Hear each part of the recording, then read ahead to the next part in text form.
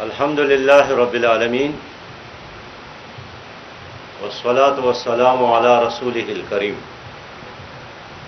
اما بعد فاعوذ باللہ من الشیطان الرجیم بسم اللہ الرحمن الرحیم انتہائی قابل احترام معزز صحافی حضرات، میرے بھائیوں، میں آپ کا شکر گزار ہوں کہ آپ لوگ بروقت آج ادارہ نور حق میں اس کانفرنس میں موجود ہے۔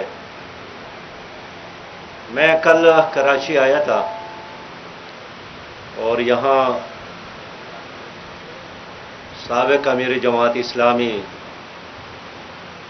سید منور حسن صاحب کی عیادت کی، اور ہمارے اس شہر کے بہت سارے لوگ کرونا وائرس اور دوسری PIA کے حادثہ اس کی وجہ سے شہید ہو گئے تھے، ان کی تعزیت بھی کی اور ان سب کے لیے دعائیں مغفرت بھی کرتا ہوں۔ اور اس وقت جو بہت بڑی تعداد میں لوگ بیماریوں میں مبتلا ہے، ان کی شفایابی کے لیے بھی ہم دعا کرتے ہیں۔ کل یہاں ہم نے کراچی کے بہت اہم ڈاکٹروں کے ساتھ بھی نشست کی، اور اس وبا کی وجہ سے اس شہر کے باسیوں کو اور پورے ملک کو جو مشکل درپیش ہے اس پر بات بھی کی۔ اور یہ ہم سب جانتے ہیں کہ کراچی جتنے اس وقت یہاں لوگ اس شہر کے باشندے بیمار ہیں، لیکن اس کے حوالے سے جو علاج معالجے کے سہولیات ہے وہ بہت کم ہے، اور یہاں ہاسپٹل بڑھ گئے ہیں، اور خود ہمارے ڈاکٹر حضرات بھی ان سہولیات سے محروم ہیں جو ان کا حق بنتا ہے۔ اور پھر کراچی پر نہ صرف اپنے لوگوں کا بوجھ ہے، بلکہ اندرون سندھ کے لوگ بھی، اندرون جنوبی پنجاب کے لوگ بھی، اور بلوچستان کے لوگ بھی یہاں پر آتے ہیں۔ پورے ملک کے لوگ یہاں پر آتے ہیں علاج معالجے کے لیے، لیکن مجھے افسوس ہے کہ حکومت، مرکزی حکومت نے بھی اور صوبائی حکومت نے بھی یہاں کے ہسپتالوں کو وہ سہولیات نہیں دی کہ وہ یہاں ڈاکٹرز، طبی اور نیم طبی عملہ ان بیماروں کا علاج کر سکے، سہولیات دے سکے۔ میں سمجھتا ہوں کہ کراچی بہت اہم شہر ہے، عالم اسلام کا بڑا اہم شہر ہے، اور خاص کر پاکستان کے لیے تو یہ ایک شہرک ہے، معاشی لحاظ سے بھی، نظریاتی لحاظ سے بھی، اور محاصل کا سب سے بڑا ذریعہ یہی ہے۔ خود صوبہ سندھ کی حکومت کے لیے بھی 90% ریونیو کراچی ہی سے حاصل ہوتا ہے، لیکن اس کے مقابلے میں جب وسائل کا تقسیم ہو تو پھر اس شہر کو اس کا حق نہیں دیا جاتا ہے۔ اب وقت آیا ہے کہ کراچی کو ایک میگا سٹی قرار دیا جائے، اور اس کا مطلب یہ ہے کہ وہ اختیارات بھی دیا جائے تاکہ اس شہر کے جو شہری حکومت ہوتی ہے وہ باوسائل ہو، اور اس شہریوں کے مسائل بہتر طریقے سے حل کرنے کے قابل ہو۔ معزز صحافی حضرات، اس وقت آپ کے علم میں ہے کہ حکومت نے، PTI کی حکومت نے دوسرا بجٹ پیش کیا، اور اس بجٹ کے بارے میں اتنا ہی کہوں گا کہ IMF کے احکامات کو وفاقی حکومت نے بجٹ کا نام دیا، ان کے پلندے کو انہوں نے بجٹ کا نام دیا، اور یہ بجٹ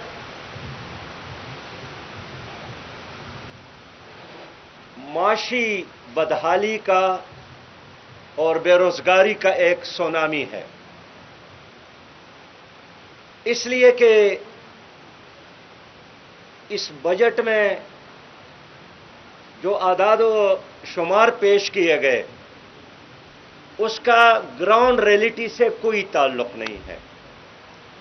اور میں آپ کو بتانا چاہتا ہوں کہ پی ٹی آئی کی حکومت نہ تھی تو پاکستان کی معاشی حالت بہت بہتر تھی۔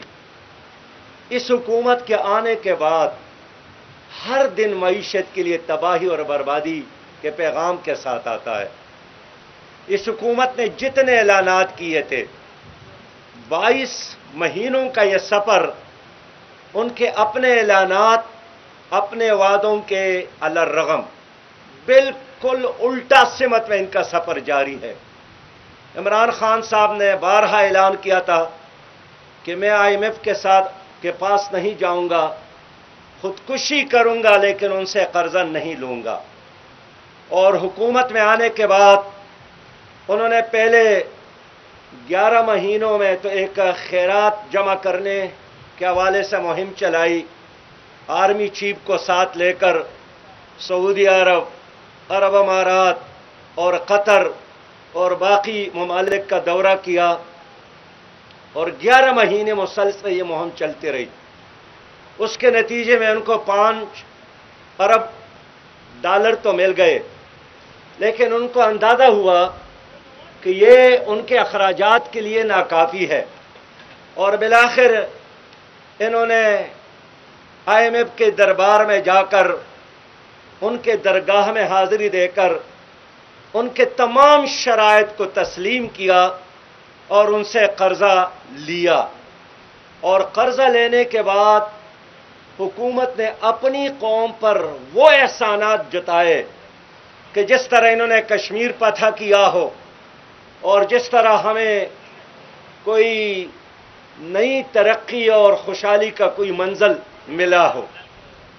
میں سمجھتا ہوں کہ تاریخی لحاظ سے اب دیکھیں، ابھی عمران خان صاحب نے اپیل کی تھی بڑے ممالک سے کہ غریب ممالک کے قرضے معاف کیا جائے یا سہولت دیا جائے، اور پھر پیرس کلب نے اعلان کیا جس میں 20 بڑے مالدار ممالک شامل ہیں کہ ہم نے پاکستان کے قرضے کو ریشیڈول کیا، اور حکومت بہت خوش ہوئی۔ وزراء نے اعلان کیا کہ یہ عمران خان صاحب کا ویژن ہے، لیکن ساتھ ہی معلوم ہوا کہ پاکستان کے ساتھ انہوں نے چاڈ کا قرضہ اور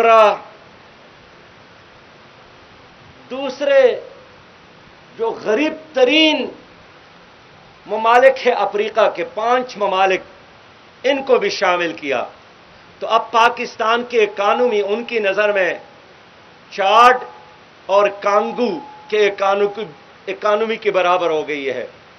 یہی وجہ ہے کہ حکومت نے بغیر سمجھے سوچے IMF کے کہنے پر پاکستانی روپیہ کی قدر میں 40% کمی کی اور ڈالر کی قیمت میں اضافہ کیا۔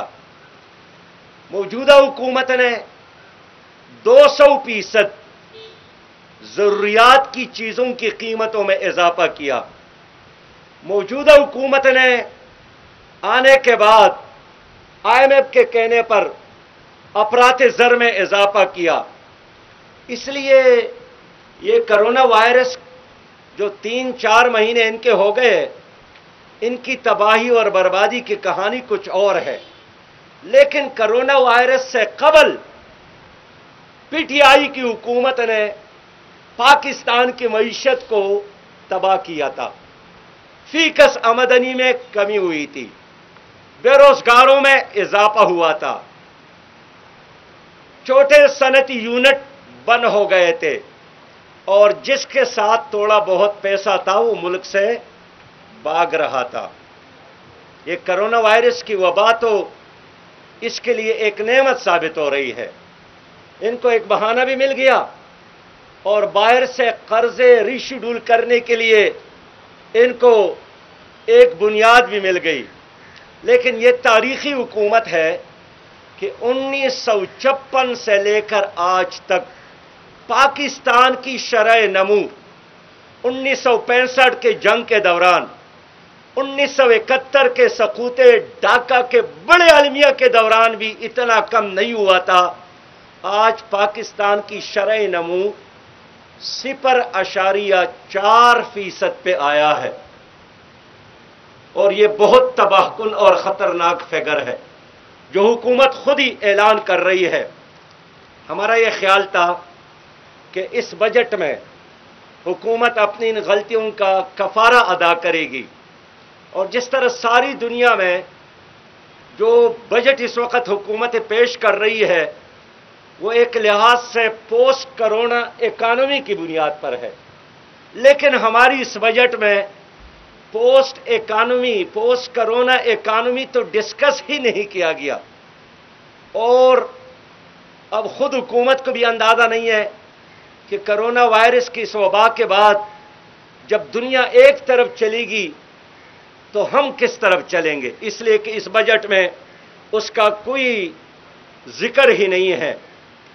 اب دیکھیے، گزشتہ بجٹ کی بات میں کرتا ہوں کہ اس حکومت نے اعلان کیا تھا BR نے کہ ہم 5,555 ارب روپے اکٹھا کریں گے، لیکن کرونا وائرس کے آنے سے قبل ہی حکومت نے اعلان کیا کہ ہم اب یہ نہیں کر سکتے ہیں، اور BR کے پاس 900 ارب روپے کا شارٹ فال تھا، اور کرونا وائرس کے وبا کے بعد اب مجموعی جو شارٹ فال ہے وہ 1500 ارب تک پہنچ گیا ہے۔ اس لیے میں آپ لوگوں سے آج یہ بات کرنا چاہتا ہوں کہ اس بجٹ میں کم از کم غریب آدمی کے لیے کچھ بھی نہیں ہے، اور اس بجٹ میں جو ملازمین ہیں ان کو تو سمجھے کہ بالکل حکومت نے ذبح کیا ہے۔ ایک طرف مہنگائی میں اضافہ ہوا، لوگ نان شبینہ کے محتاج ہو گئے، لیکن حکومت نے ملازمین کے لیے 1 روپیہ بھی اضافہ نہیں کیا۔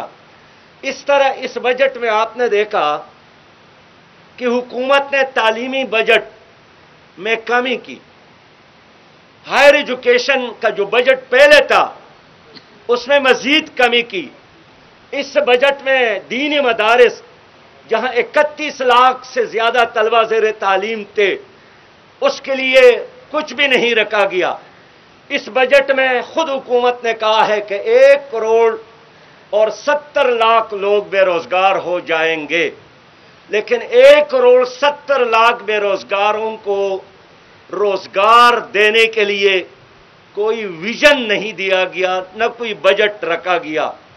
اسی طرح اس حکومت نے اعلان کیا تھا کہ ہم مدینہ کی اسلامی ریاست کی طرح اسلامی ریاست بنائیں گے، لیکن ماضی کی طرح اس حکومت نے سودی نظام کو بھی اس بجٹ میں اسی طرح برقرار رکھا، اور آپ کے کل بجٹ کا 40 سے زیادہ فیصد حصہ سود میں چلا جاتا ہے۔ اس بجٹ میں ہمارا یہ خیال تھا کہ حکومت فوڈ سیکیورٹی پر فوکس کرے گی، لیکن فوڈ سیکیورٹی کے لیے کچھ نہیں کیا گیا۔ ہمارا یہ خیال تھا کہ اس وقت پوری دنیا میں جو ہیلتھ سیکیورٹی کا مسئلہ ہر انسان اور ہر ملک کو درپیش ہے، حکومت ہیلتھ سیکیورٹی پر فوکس کرے گی، لیکن آپ نے دیکھا کہ اس بجٹ میں ہیلتھ سیکیورٹی کے لیے کچھ بھی نہیں رکھا گیا۔ ہمارا یہ خیال تھا کہ ماضی میں ہر سال اوورسیز پاکستانی 18 ارب ڈالر، 19 ارب ڈالر، 20 ارب ڈالر، 21 ارب ڈالر ملک بیچتے ہیں۔ اس وقت لاکھوں کی تعداد میں اوورسیز پاکستانیز واپس آ رہے ہیں بے روزگار ہو کے۔ ان کے لیے حکومت کوئی پروجیکٹ کا اعلان کرے گی، لیکن ان بے روزگاروں کے لیے کوئی اسکیم نہیں رکھا گیا اور نہ کوئی حصہ رکھا گیا۔ اس طرح خود حکومت کہتی ہے کہ پاکستان میں 65% نوجوان ہے، اور وزیر اعظم نے اعلان کیا کہ یہی ہمارا اصل سرمایہ ہے، لیکن نوجوانوں کے لیے صرف 2 ارب اس حکومت نے رکھے۔ اب مجھے بتائیں کہ 2 ارب سے پاکستان کی کل آبادی کا جو 65% نوجوان ہے ان کا کون سا مسئلہ یہ حکومت حل کرے گی؟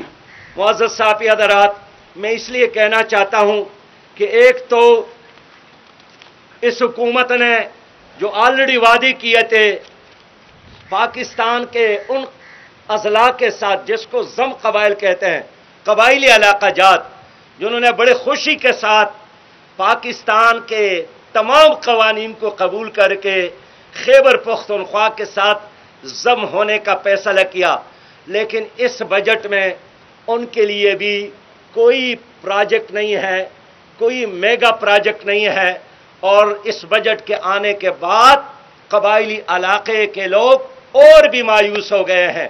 گزشتہ بجٹ میں وفاقی حکومت نے بلوچستان کے ساتھ جو وعدے کیے تھے، اس بجٹ میں ان کی ترقیاتی بجٹ میں مزید کمی کا اعلان کیا، جس سے بلوچستان کے لوگ بہت ہی مایوس ہو گئے۔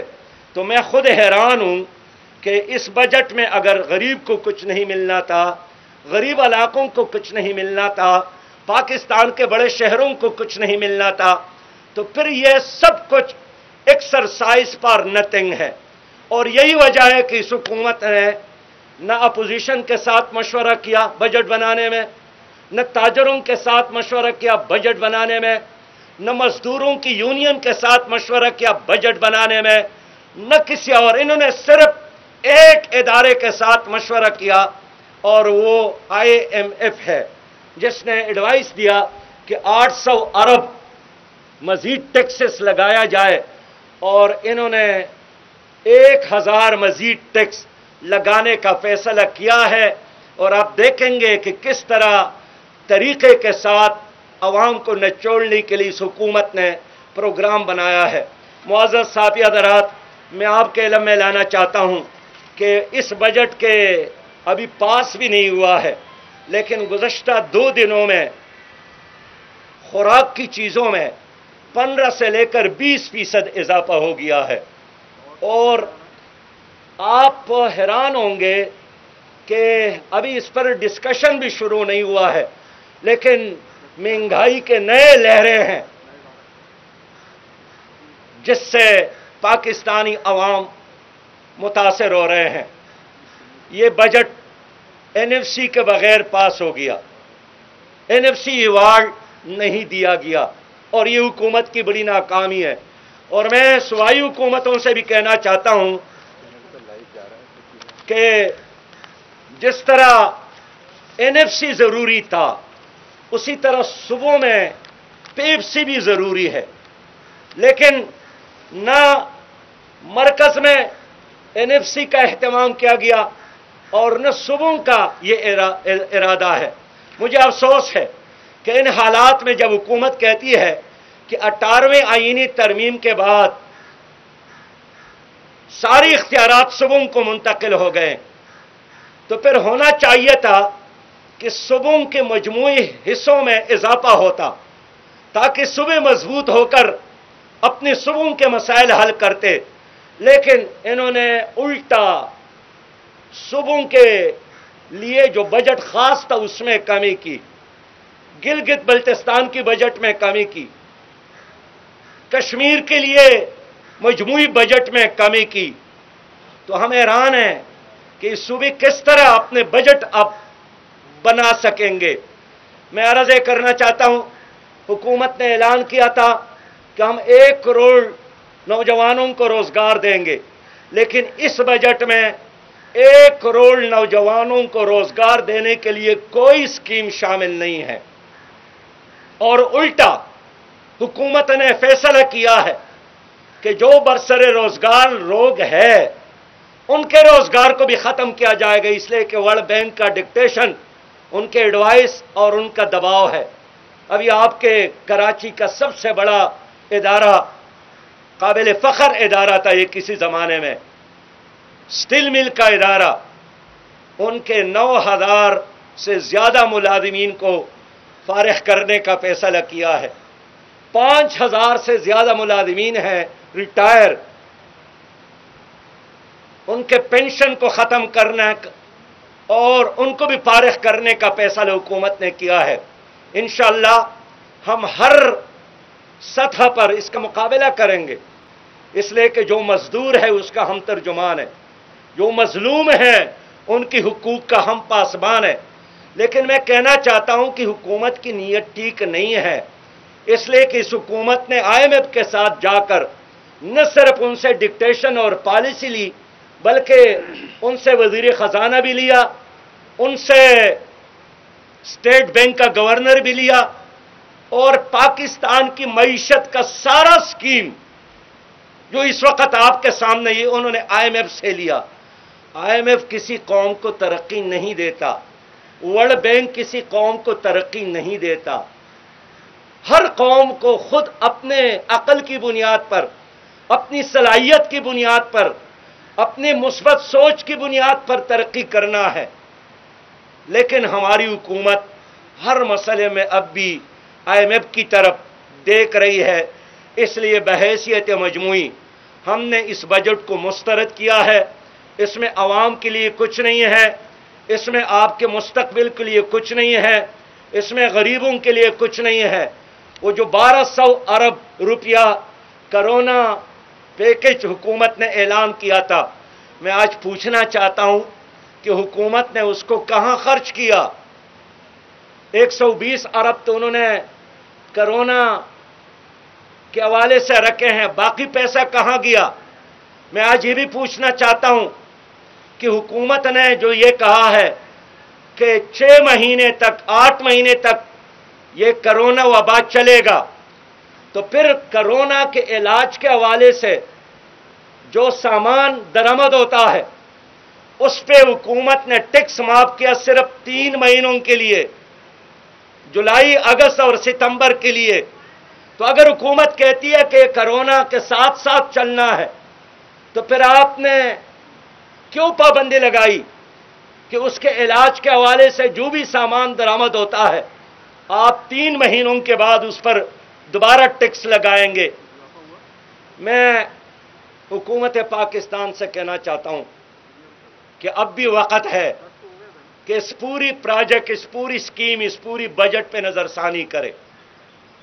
اور ماضی میں میثاقی جمہوریت کے نام پر کئی معاہدے ہو گئے، لیکن اب حالات کا تقاضا ہے کہ ایک میثاق پاکستان بھی ہو جس میں تمام لوگ شریک ہو، اور اس میثاق کے تحت ہم عہد کریں کہ ہم پاکستان کو ایک ویلفیئر اسلامی ریاست بنائیں گے۔ ہم عہد کریں کہ سب سے پہلے جو لیڈ کر رہا ہے وہ قانون کی پابندی کریں گے۔ ہم عہد کریں کہ ہم اپنے کسی بھی منصب کو ذاتی مفادات کے لیے استعمال نہیں کریں گے۔ ہم عہد کریں کہ جو پیسہ جس کے ساتھ ہے ناجائز پیسہ وہ واپس کرے۔ حکومت نے 22 مہینوں میں جو سفر کیا ہے اس میں مسلسل عام آدمی کے مشکلات میں اضافہ ہوا۔ دیکھیے، بجٹ کے بارے میں عرض کرنا چاہتا ہوں کہ بجٹ کے 3 پہلو ہونے چاہیے۔ پہلا حصہ ویلفیئر کا ہو، عام آدمی کے مفادات کا ہو، دوسرا حصہ ترقی کا ہو، اور تیسرا حصہ وہ انتظامی ہو۔ میں نے پڑھا ہے کہ حضرت عمر ابن خطاب رضی اللہ تعالیٰ عنہ نے جو بجٹ دیا تھا وہ ایک ویلفیئر بجٹ تھا، اس میں انتظامی اخراجات کم تھے۔ آپ اس بجٹ کو دیکھیں، اس میں تمام تر فوکس انتظامی اخراجات پر ہے۔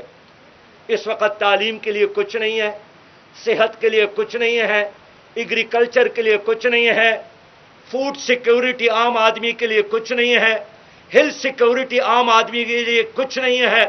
تو ہمیں حیران ہے کہ یہ حکومت یہ بجٹ جو پیش کر رہی ہے کس کے مفادات کے لیے ہے۔ اس لیے ہم نے اس بجٹ کو مسترد کیا ہے۔ ہم سینٹ میں بھی اس پر بات کریں گے، ہم قومی اسمبلی میں بھی اس پر بات کریں گے، اور اس وقت میں حکومت پاکستان سے کہنا چاہتا ہوں کہ IMF کی بجائے آپ ملک کی مفادات کا خیال رکھیں، اپنی قوم پر اعتماد رکھیں۔ ہونا تو چاہیے تھا کہ ہم اپنے ٹیکس ریونیو کو بڑھاتے، اور اس کے لیے ضروری ہے کہ جو معاشی ڈاکومنٹیشن ساری ترقی یافتہ دنیا میں ہے، ہمارے ہاں نہیں ہے۔ ہم صرف انہی لوگوں کو پکڑتے ہیں جو 13-14 لاکھ ان کے ساتھ لسٹڈ ہے۔ ہمیں چاہیے تھا کہ اگر ہم صنعتی ترقی جلدی نہیں کر سکتے، کرنا چاہیے تو اپنی ایگریکلچر کو بہتر بنانے کے لیے ہم کاشتکاروں کو، دہقانوں کو ایگریکلچر کی ترقی پر فوکس کرتے، لیکن اس بجٹ میں کوئی انتظام نہیں ہے۔ دیکھیں اس وقت ٹڈی دل کی وجہ سے 5 کروڑ ایکڑ متاثر ہے، 1000 ارب سے زیادہ نقصان کاشتکاروں کو ہوا۔ چائنا اور جاپان کی مدد سے انہوں نے اب تک 5 لاکھ ایکڑ زمین پر سپرے کیا ہے، اور یہ جو 5 کروڑ باقی فصلیں ہیں ایکڑ، یہ تباہی اور بربادی سے دوچار ہے۔ تو یہ ٹڈی دل اچانک تو نہیں ہوا نا جی، یہ تو کئی سالوں سے ہو رہا ہے، لیکن ایک بار بھی حکومت نے قبل از وقت اس کے تدارک کا انتظام نہیں کیا۔ اور دیکھیں یہ اب جون جولائی ہے، ماہرین کہتے ہیں کہ انہوں نے انڈے دیے ٹڈی دل نے، اور گرمی کے اس مہینوں میں اس میں اضافہ ہوگا۔ اگرچہ عمران خان صاحب نے اعلان کیا ہے کہ ہمارے جو ٹائیگر فورس ہے یہ ٹڈی دل کے خلاف استعمال ہوگا۔ کیسے استعمال ہوگا؟ کیا وہاں شور شرابہ کرے گا، کوئی ڈول بجائے گا، کیا کرے گا؟ میسج کرے اچھا وہ واٹس ایپ نعیم بھائی کہتے ہیں کہ واٹس ایپ کرے گا کہ یہاں سے اٹھ جائیں، کیسے کرے گا؟ تو یہ خیالوں کی دنیا سے اب ان کو باہر آنا چاہیے۔ یہ شہزادوں کی طرح حکومت کرنا، یہ جدید دنیا میں یہ حکومت نہیں چلتی۔ گراؤنڈ ریئلٹی کو تسلیم کرے، جہاں کمزوری ہے اس کا اعتراف کرے، جہاں اگر آپ نے کوئی اچھا کام کیا ہم اس پر شاباش دیں گے۔ میں نے سینٹ میں کہا ہے کہ خدا کو حاضر اور نادر جان کر بات کرتا ہوں کہ کرونا وائرس کی اس وبا میں ہم نے سیاست کی بجائے اس قوم کو اس دلدل سے نکالنا ہے، لیکن میں نے وزراء کے چہروں کو دیکھا، ان کی الفاظ کو سنا، ان پہ کوئی پریشانی نہیں ہے کہ جس طرح ان کے گھر میں کوئی غم ہے۔ یہاں ہر گھنٹے میں لوگ مر رہے ہیں، روزانہ 6000 کی تعداد سے کرونا وائرس کی بیماروں میں اضافہ ہو رہا ہے۔ 1 لاکھ اگر کرونا وائرس کے متاثرین ہیں تو ہر دن وہ 5 مزید متاثرین میں اضافہ کرنے کے باعث بن رہے ہیں، لیکن اتنی بڑی تباہی اور بربادی کا اس حکومت کو کوئی غم نہیں ہے۔ ورنہ میں سمجھتا ہوں کہ ساری قوم ہمیشہ اپنے ملک کے ساتھ محبت کرتی ہے، اپنے ملک کو اس مشکل سے نجات دلانا چاہتی ہے، ایک دوسرے کے ساتھ تعاون کرنا چاہتی ہے، لیکن حکومت ون ویلنگ اب کر رہی ہے، اور دائیں بائیں دیکھنے کی بجائے، قوم کو ساتھ لینے کی بجائے ایک ہی در پر اس کی نظر ہے، اور وہ IMF کا دروازہ ہے۔ لیکن IMF کے دروازے سے پاکستان کو کچھ نہیں ملے گا۔ میں امید کرتا ہوں کہ ہماری حکومت ہماری ان گزارشات پر غور کرے گی، اور خاص کر یہ جو صحافی حضرات ہے یہ بھی بہت زیادہ متاثر ہو گئے۔ میرے اپنے نالج کے مطابق پشاور میں، لاہور میں، اسلام آباد میں، کراچی میں لوگ متاثر ہو رہے، صحافی بھی، ڈاکٹر بھی، لیکن آج کے لمحے تک حکومت کے ساتھ کوئی پروگرام نہیں ہے۔ آئے ہم آپس میں مل کر اپنی قوم کو اس دلدل سے نکالنے کے لیے جدوجہد کریں۔ بہت شکریہ۔ اذان کے بعد سوالات۔ آئیے جناب، السلام علیکم۔ کوئی نقطہ رہ گیا؟ میرا جی کوئی نقطہ رہ گیا؟ ارے آج تو زیادہ ہو گیا، ہاں اچھا، نقطوں سے زیادہ ہو گیا۔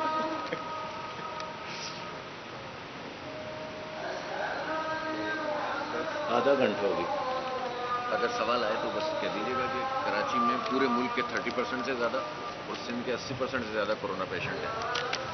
کم از کم 3000 بیڈ. 34% ادھر ہے نہیں. 34% پورے ملک کے. تو کم از کم جو ہے وہ 3000 بیڈ تو ہو جانے چاہیے تھے. نہیں ہوئے تو 15 دن میں بنا دو. اور وہ بیڈ ہے HDU, وینٹیلیٹر کے بغیر والے جو HDU ہے نا, ہائی ڈیپینڈنسی یونٹ, یعنی انتہائی نگر. وہ کتنے ہیں؟ وہ ابھی تو 300 بھی نہیں ہے پورے سندھ میں. وہ یعنی وینٹیلیٹر کے علاوہ ہے. وینٹیلیٹر کہتے ہیں, باقی نہیں کرتے.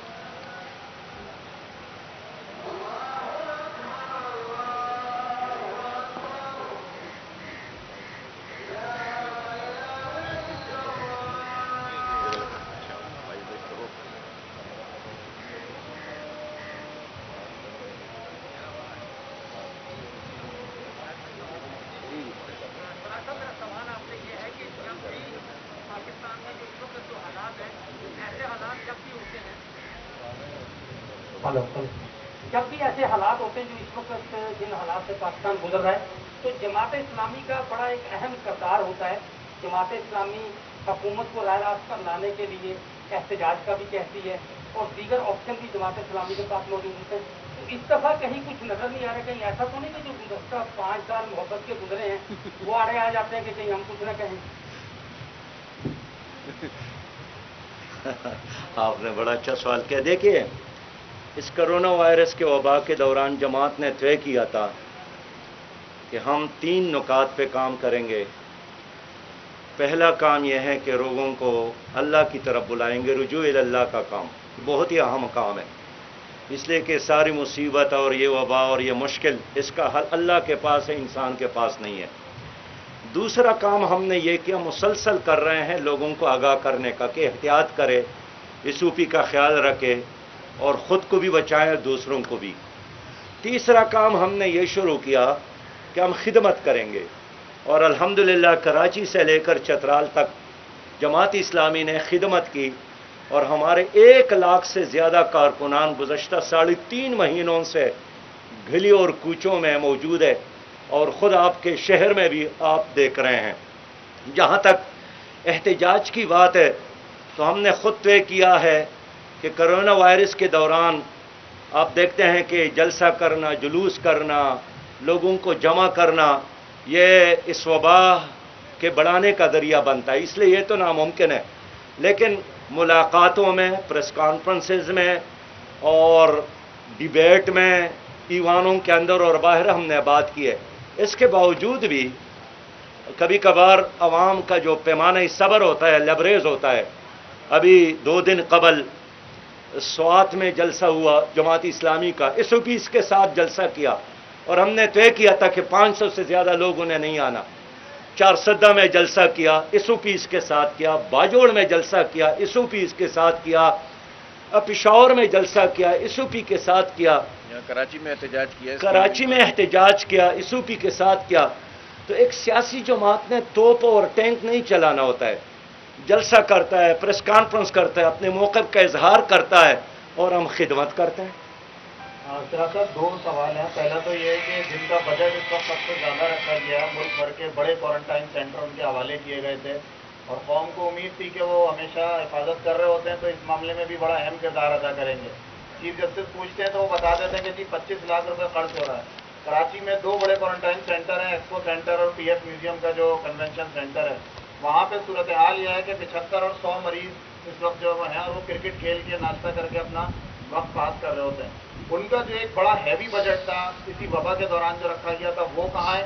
کیا وہ سینٹ کے ارکان کو, قومی اسمبلی کے ارکان کو پوچھنا وہ نہیں بنتا ہے کہ بھائی آپ تو جواب دیں کہ آپ نے کیا کیا؟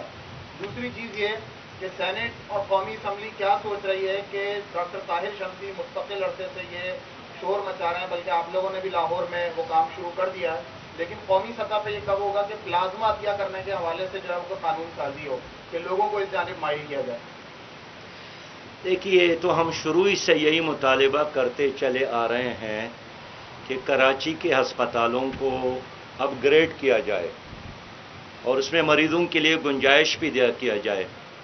یہ جو انتہائی نگہداشت کے بیڈز ہے وہ اس وقت چند سو بھی نہیں ہیں, کم از کم 3000 تو کیا جائے. اور جو ایکسپو سینٹر میں آئسولیشن سینٹر کے نام پہ مرکز قائم ہے، ہم بھی ابتدا میں بڑے خوش تھے، لیکن معلوم ہوا کہ وہاں ایکسپو سینٹر تو صرف ایکسپو سینٹر ہے، وہاں آکسیجن سلنڈر بھی مہیا نہیں ہے، وینٹیلیٹر کا بھی کوئی انتظام نہیں ہے، جو خوراک کا انتظام ہے وہاں جو لوگ جاتے ہیں اس پر بھی شکایت کا اظہار ہوتا ہے۔ اور یہ صرف کراچی کی بات نہیں ہے، یہی بات لاہور کی ہے، یہی بات پشاور کی ہے۔ اس لیے کارکردگی کے لحاظ سے ماشاءاللہ پنجاب کی حکومت اور سندھ کی حکومت اور KPK کی حکومت میں کوئی فرق نہیں ہے۔ جہاں تک آپ نے پلازما کی بات کی ہے تو خود ہم اس پہ کام کر رہے ہیں کہ لاہور اور کراچی میں پلازما بینک بنا لے، لیکن اس کے لیے حکومت کی طرف سے اجازت بھی ضروری ہے، تعاون بھی ضروری ہے، اور ہم تو یہی چاہتے ہیں کہ پوسٹ کرونا ماحول کے لیے حکومت ابھی سے تیاری کر لے۔ لیکن جو ڈاکٹر صاحب نے آئیڈیا پیش کیا ہے، ڈاکٹر صاحب کا نام جی طاہر شمسی صاحب، ہمارے بڑے اچھے دوست ہیں، بہت اچھے بھائی ہیں، ہمیشہ ان کو ہم اپریشیٹ کرتے ہیں، اور ہم سمجھتے ہیں کہ حکومت کو ان کی بات سننی چاہیے، سمجھنا بھی چاہیے، اور اس کے لیے جہاں بھی قانون سازی کی ضرورت ہو کرنا بھی چاہیے۔ اچھا سر، مجھے یہ بتا دیجیے گا کہ کرونا وائرس آنے کے بعد وزیر اعظم نے جو پہلا خطاب کیا اس میں انہوں نے کہا تھا کہ وہ لاک ڈاؤن نہیں لگانا چاہتے، اس کے بعد مصادف بات جو انہوں نے خطاب کیا اس میں کہا کہ اسمارٹ لاک ڈاؤن لگانا چاہیے۔ اب کل جو انہوں نے خطاب کیا انہوں نے ایک لاک ڈاؤن کی نئی چیز متعارف کرائی تھی، ہاٹ اسپاٹ اور سلیکٹڈ لاک ڈاؤن لگانا چاہیے۔ تو بحیثیت آپ سینیٹر اور سینئر سیاستدان کے طور پہ ہمیں اور عوام کو بتا دیں یہ نئی بلا کیا ہے، ہاٹ اسپاٹ اور سلیکٹڈ لاک ڈاؤن، یہ کیا چیز ہے، عوام کیا سمجھے گی؟ کیونکہ اس سمانتر سیناریوں میں صرف ایک کرفیو سمجھ میں آتے ہیں، لاک ڈاؤن کی مختلف شکلیں جو ہے وہ سمجھ میں نہیں آتی۔ سلیکٹڈ آپ کا نام کیا ہے؟ وسیم افتخار نام ہے، پبلک یونیورسٹی۔ اچھا افتخار بھائی، حکومت اور خاص کر وفاقی حکومت اور وزیر اعظم جو اعلان کرے کہ میں نے یہ کام کرنا ہے تو آپ کو اطمینان ہونا چاہیے کہ کم از کم وہ کام تو نہیں کرے گا، اور جس کام کے بارے میں کہے کہ ہم نے یہ بالکل نہیں کرنا ہے تو اسی کے لیے تیاری کرے، حکومت وہی کام کرتی ہے۔ اب جس رات انہوں نے اعلان کیا کہ لاک ڈاؤن نہیں ہوگا تو اگلی صبح تو لاک ڈاؤن تھا نا جی، پورے ملک میں تھا، اس لیے آپ اس کو سیریس نہ لیں اور دیکھیے کہ آگے کیا ہوتا ہے۔ ویسے بالکل سیریس اور نہ لیں، آپ کو پریشانی اگر کی آپ کو ضرورت ہے۔ سلیکٹڈ کا مطلب نہیں سمجھ میں آ رہا تو سلیکٹڈ وزیر اعظم کا مطلب تو آتا ہے نا سمجھ میں۔ میرا سوال یہ ہے کہ حکومت کی کرونا وائرس آنے کے بعد کوئی ایک حتمی پالیسی نظر نہیں آتی، 5 مہینے سے ڈرائیو غائب ہے، ماسک کی قیمتوں کو ریگولیٹ نہیں کیا جا رہا، جو چیز 80 روپے کا ماسک ملتا تھا وہ 800 سے 1500 روپے کا ڈبہ فروخت ہوتا رہا، اسی کے بعد آکسیجن سلنڈر جو 2000 کا تھا وہ 8000 کے اندر شہر کراچی میں ہو رہا ہے۔ تو یہ جو قیمتیں ہیں حکومت غائب رہی، کوئی ریگولیٹ کرنے والا نہیں تھا، تعلیمی ادارے مکمل طور پر بند ہو گئے، اساتذہ نوکریوں سے فارغ کر دیے گئے، 3 ماہ سے تنخواہوں کی ادائیگی نہیں۔ تو یہ جو ساری صورتحال ہے اس پر آپ کا کیا کہنا ہے، اور کرونا وائرس کے جو مریض ہیں اس کی اعداد و شمار سے آپ متفق ہیں یا اسے بڑھا چڑھا کر پیش کیا جاتا ہے؟ پہلی بات تو یہ ہے کہ حکومت کے جو اعداد و شمار ہے یہ ٹھیک نہیں ہے، مشکوک ہے۔ دوسری بات یہ جو ماسک کے حوالے سے حکومت کہتے ہیں کہ استعمال کرے اور لوگ استعمال نہیں کرتے، تو میں آپ سے پوچھنا چاہتا ہوں کہ ایک غریب آدمی کے ساتھ ماسک خریدنے کے لیے پیسہ ہے؟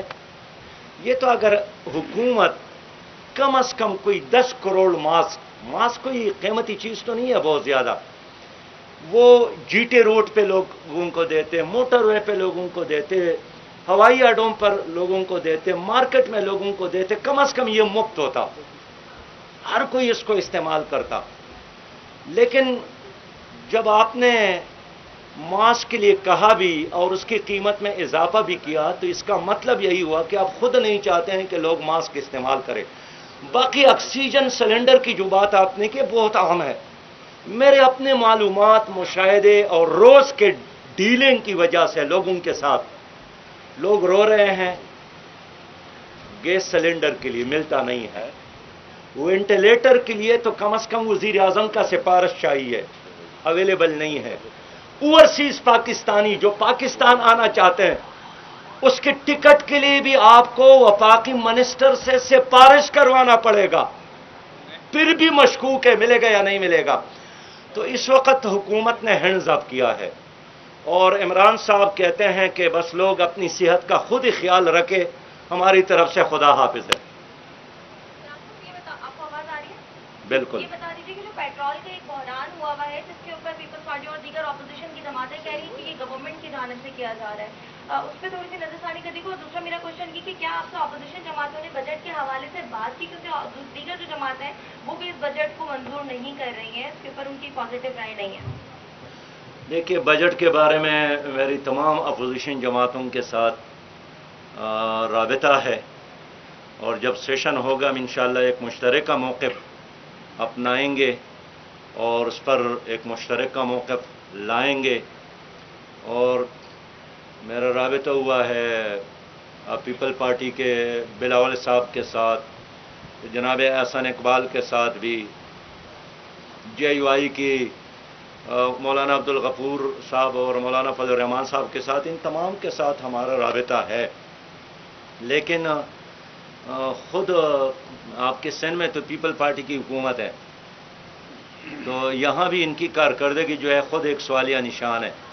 میں اس لیے کہنا چاہتا ہوں نا کہ اگر آج پی ٹی آئی ہے، کل پیپل پارٹی تھی، اس سے پہلے مسلم لیگ تھی، یہ ایک ہی دربار کے فقیر اور ملنگ ہے، سبھی ورلڈ بینک اور آئی ایم ایف کے اشارے اور ایڈوائس پر چل رہے ہیں۔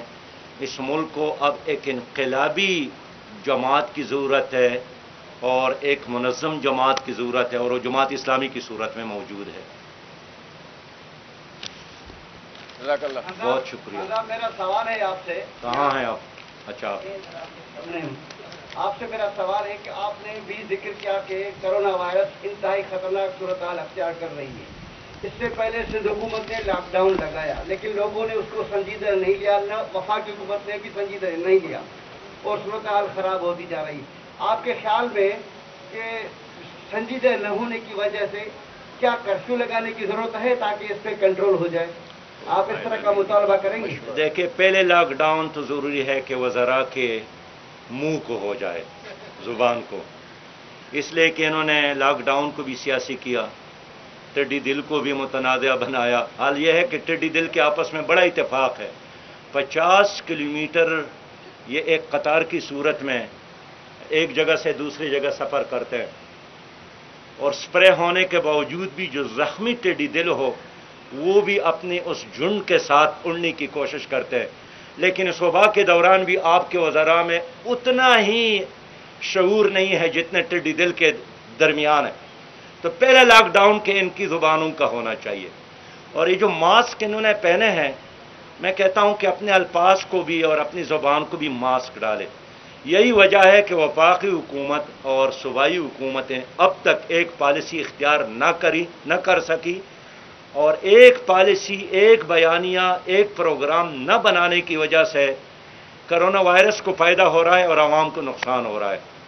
باقی کرفیو کے بارے میں خود حکومت نے کوئی فیصلہ ہی نہیں کیا ہے، تو ویسے ہوائی تیر چلانا مناسب بھی نہیں ہے۔